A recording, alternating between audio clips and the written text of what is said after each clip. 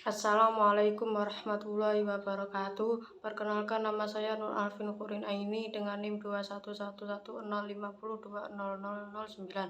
Saya dari Ekonomi Syariah 1. Di sini saya akan menanggapi video dari Bapak Dr. Abdul Wadud Nafis LCMEI yang menjelaskan tentang pengantar ilmu ekonomi makro. Ekonomi berasal dari bahasa Yunani yaitu oikos dan nomos. Oikos sendiri mempunyai arti yang berarti rumah dan nomos yang berarti tatanan dan peraturan. Jadi jika digabungkan oikos nomos kemudian menjadi ekonomi, yaitu pengelolaan rumah tangga atau sistem pengelolaan rumah tangga.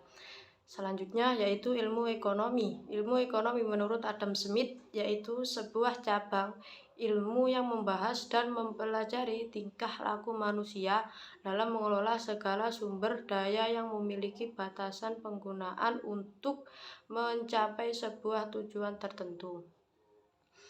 Ilmu ekonomi dibagi menjadi 3, yaitu deskriptif, terapan, dan teori.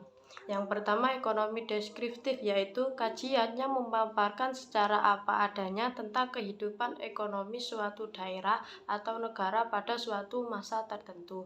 Misalnya pada masa Orde Baru yang menggunakan sistem perekonomian kapitalis. Nah, sistem perekonomian kapitalis adalah sistem yang memberikan kebebasan secara penuh kepada setiap orang yang melaksanakan kegiatan perekonomiannya, misalkan seperti produksi, menjual barang, dan menyalurkan barang, dan sebagainya, yang itu diserahkan penuh oleh pemilik usaha. Yang kedua, ekonomi terapan. Ekonomi terapan yaitu sebuah cabang ilmu ekonomi yang membahas khusus tentang teori ekonomi dalam suatu rumah tangga produksi, misalnya ekonomi perusahaan, ekonomi perbankan, dan ekonomi moneter. Contohnya dalam perusahaan, yaitu bagaimana perusahaan itu berjalan, seperti proses produksinya, administrasi pengelolaannya, dan sebagainya. Yang terakhir adalah ekonomi teori. Ekonomi teori adalah ilmu yang membahas gejala-gejala yang timbul akibat perbuatan manusia di dalam usahanya. Contohnya, ketika kita menjaga keseimbangan antara barang dan juga uang demi kesejahteraan masyarakat. Nah, ilmu teori dibagi menjadi 2, yaitu ilmu ekonomi mikro dan ilmu ekonomi makro. Yang pertama, ilmu ekonomi mikro adalah ilmu ekonomi yang mempelajari perilaku konsumen dan perusahaan serta penentuan harga pasar dan kuantitas faktor input barang dan jasa yang diperjualbelikan. Contohnya dalam penetapan harga barang, misalkan harga minyak dengan ditetapkan harga 24.000 dengan faktor apa saja dan ditinjau dari apa saja. Yang pertama dari bahannya, proses produksinya, dan juga alat-alatnya.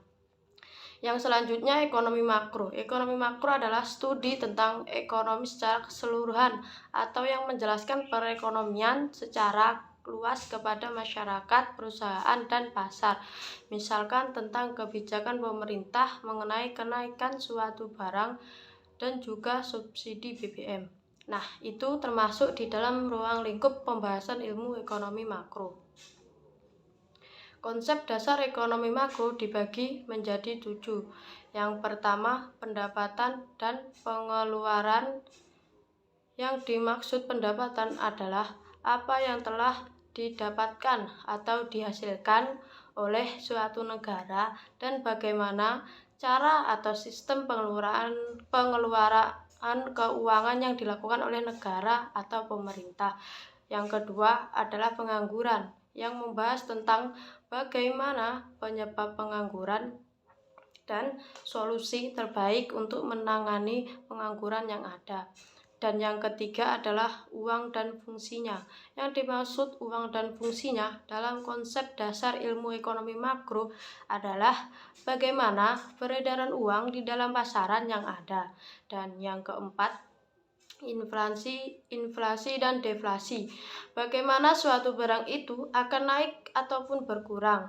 Yang kelima adalah permintaan agregat dan penawaran agregat, yang akan membahas tentang keseluruhan yang diminta oleh negara, baik permintaan maupun penawaran.